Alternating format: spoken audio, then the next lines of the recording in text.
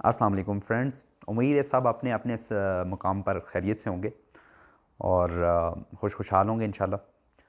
तो दोस्तों, बात करते चलें कि नॉर्मली जब भी हम लोग मोबाइल लेते हैं या भी मोबाइल लेने की कोशिश कर रहे होते हैं तो हमें बहुत सारी परेशानियां आती हैं कि कौन सा मोबाइल लें।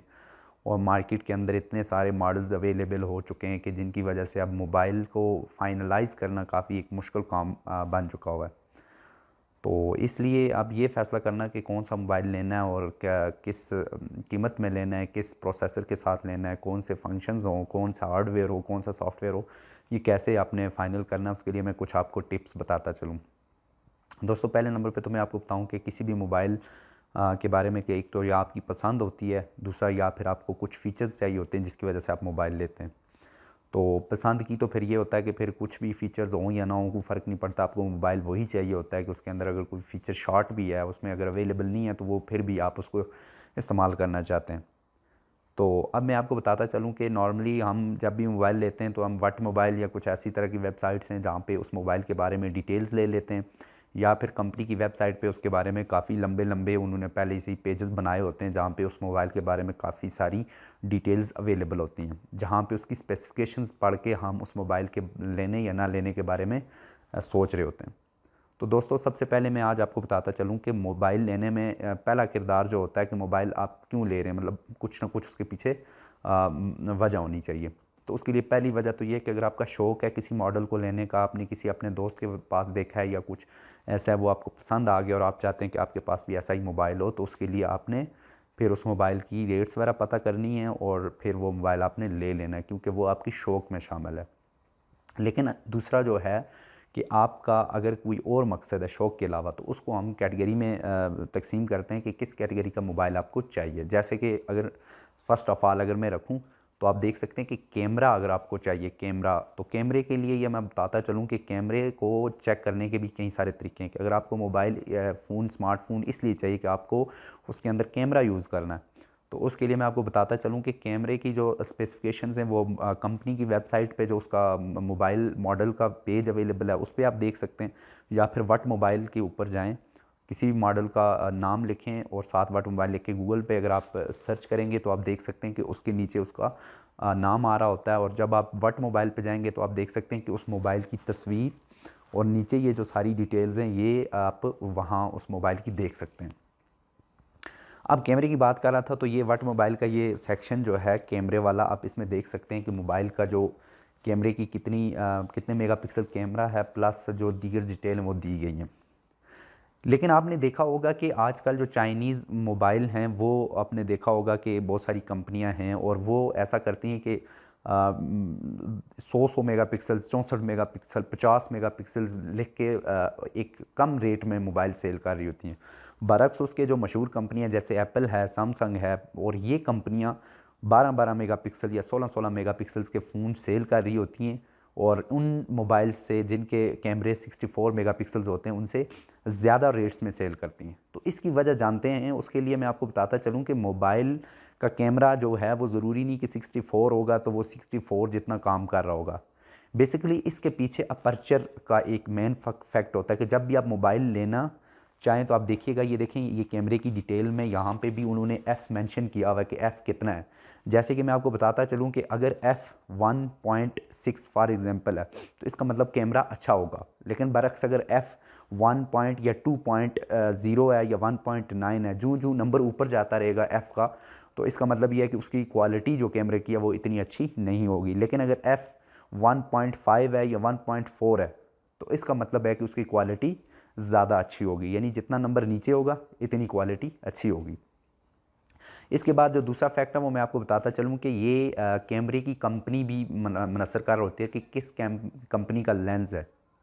अगर लेंस किसी नॉर्मल कंपनी का यूज़ किया गया होगा तो यकीनन उसकी क्वालिटी अच्छी नहीं होगी। तो इस पे भी रेट का बड़ा इफेक्ट पड़ता है, यानी बड़ी कंपनियां जो हैं वो अच्छे लेंस डालती हैं और अच्छा अपर्चर होता है जिसकी वजह से उनके रेट्स ज़्यादा होते हैं और उनकी जो पिक्चर क्वालिटी है वो काफ़ी क्लियर होती है।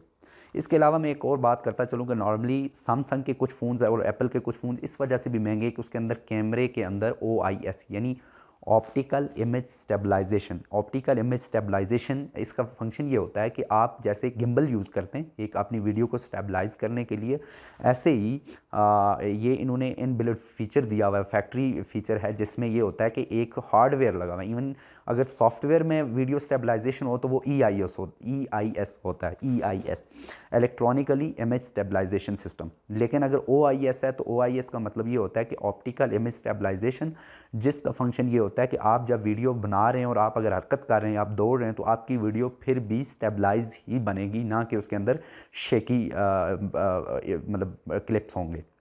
तो ये कैमरे के कुछ फंक्शंस होते हैं। अब कैमरे के लिए अगर आपने मोबाइल लेना है तो आप इन चीज़ों को मद्देनज़र रखते हुए अपने मोबाइल की सिलेक्शन कर सकते हैं कि आपको किस फीचर वाला कैमरा चाहिए। मतलब कैमरे के अंदर OIS हो या EIS से आप काम चला सकते हैं। EIS में ये होता है कि मोबाइल का जो सॉफ्टवेयर है, बेसिकली जो आपका मोबाइल का अंदर सॉफ्टवेयर, वो खुद ही कैमरे का सॉफ्टवेयर वो कोशिश करता है कि स्टेबलाइज़ किया जाए। लेकिन याद रखिएगा कि EIS OIS का कभी भी मुतबादल नहीं हो सकता, क्योंकि EIS सॉफ्टवेयर के ज़रिए काम करता है और OIS बेसिकली खुद एक हार्डवेयर होता है, और हार्डवेयर सॉफ्टवेयर से हमेशा अच्छे काम करते हैं। इसके अलावा मैं आपको और बताता चलूँ कि कैमरे के अंदर एक सबसे अच्छा फंक्शन आप जो देख सकते हैं ख़रीदते वक्त, वो ये देखिएगा कि जैसे जूमिंग, कुछ लोगों को बहुत जूम वाले कैमरे चाहिए होते हैं कि जब वो जूम करें तो तस्वीर फटे ना, तो उसके लिए दो फंक्शंस होते हैं। एक ये होता है कि डिजिटल जूम होता है और एक होता है ऑप्टिकल जूम। जो डिजिटल जूम होता है उसमें बेसिकली जो तस्वीर है या जो कैमरा है वो उसकी जो कैप्चर करदा तस्वीर उसी को जूम कर रहा होता है। लेकिन अगर ऑप्टिकल जूम सपोर्टेड आपका कैमरा होगा तो उसमें वो बजरिया लेंस को आगे पीछे हरकत दे के आपकी पिक्चर्स को जूम कर रहा होता है। इससे ये होता है कि वो जो ऑप्टिकल जूम होता है वो ज़्यादा बेहतर होता है। उससे ये होता है कि एक्चुअल फुटेज आ जाती है।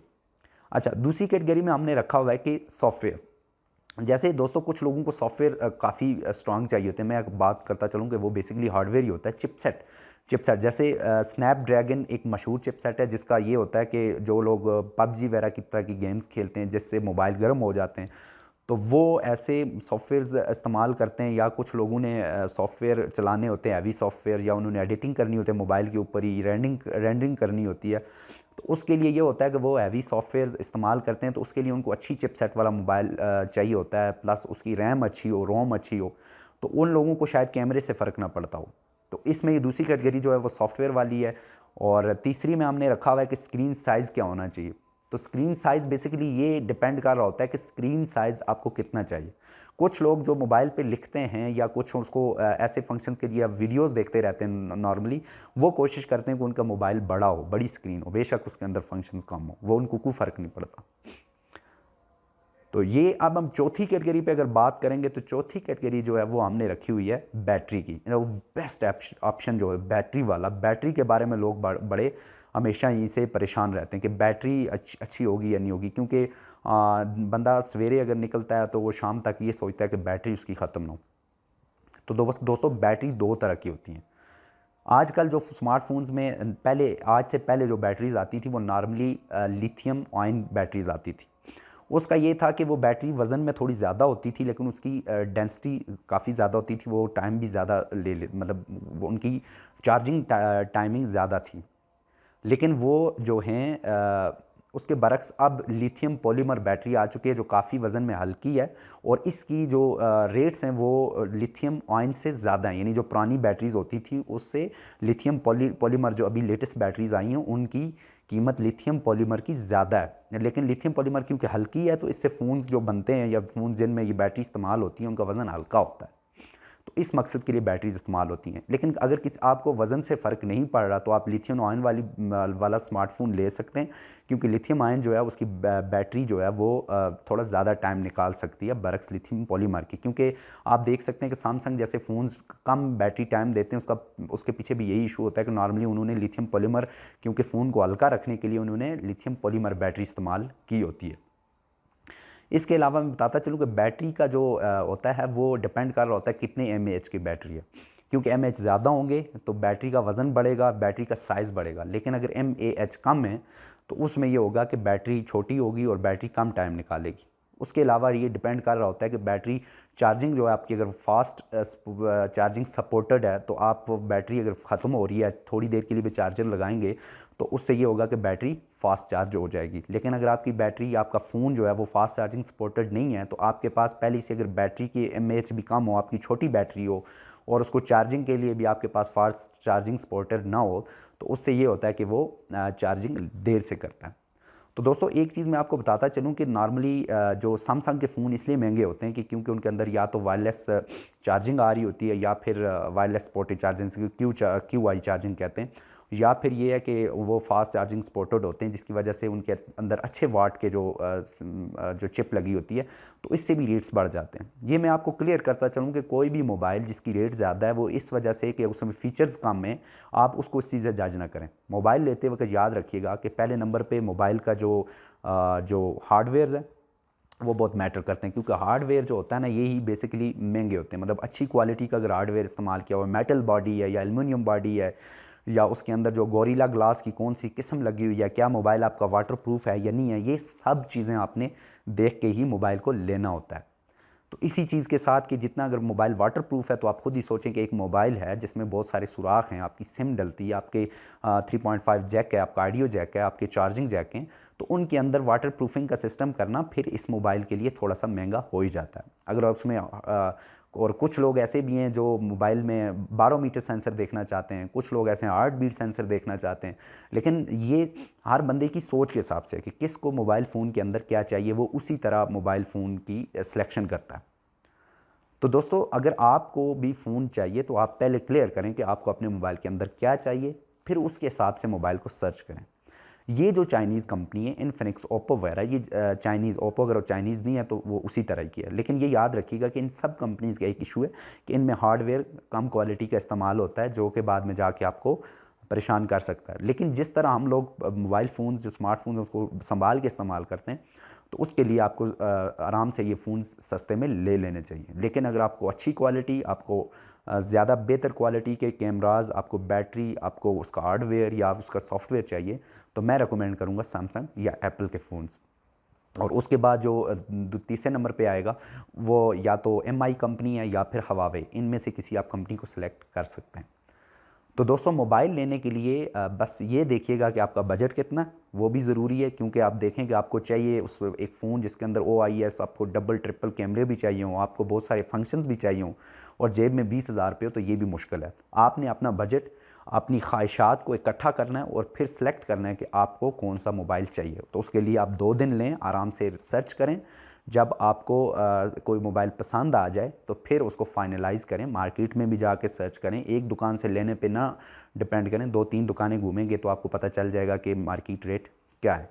उससे पहले मैं आपको बताता चलूँ कि मोबाइल फ़ोन लेने से पहले आप कोशिश करें कि अगर आपको एक से ज़्यादा मॉडल पसंद हैं तो वर्सेस का ऑप्शन इस्तेमाल करें जिसमें मोबाइल को कंपेयर किया जाता है इन वेबसाइट्स के ऊपर, जिसके लिए आप वट मोबाइल भी यूज़ कर सकते हैं या फिर GSM अरेना नाम की एक वेबसाइट है, वहाँ पे आप मोबाइल को एक दूसरे मोबाइल के साथ कंपेयर करके भी चेक कर सकते हैं कि कौन सा मोबाइल बेहतर है और कौन सा बेहतर नहीं है।